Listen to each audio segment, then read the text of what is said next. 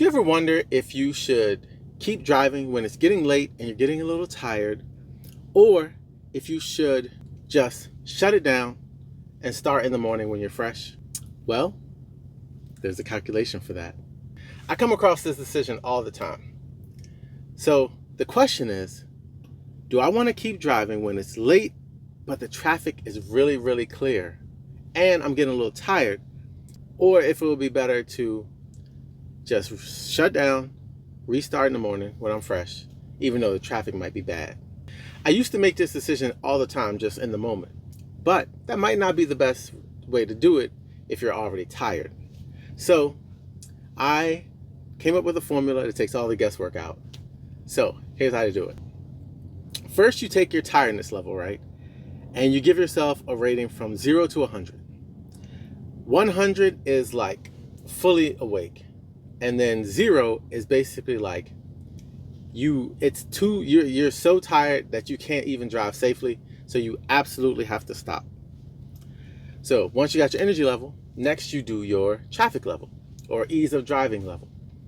So 0 is like bumper to bumper, think big city rush hour.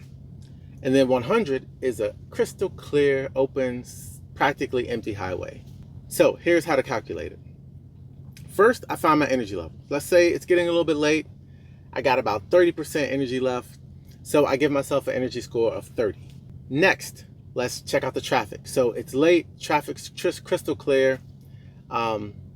Traffic is like a 90. It's good. So I add those two together, I get 120, and I divide by 2 and I get 60, right? So now I do the same thing for if I were to stop and start in the morning. So in the morning, I'd have 100 for wakefulness, right? Energy level would be 100.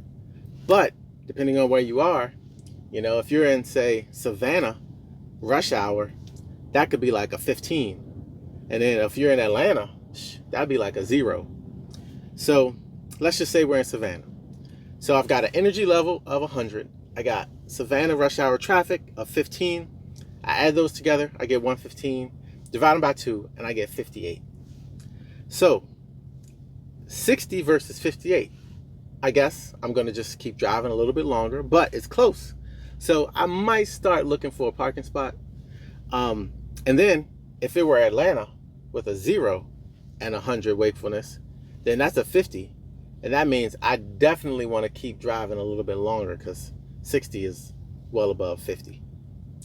So that's kind of how I do it. If you ever are on the fence and you can't quite decide, a lot of times you already know whether you want to stop or keep going. But sometimes you don't know. This is when this calculation might come in handy.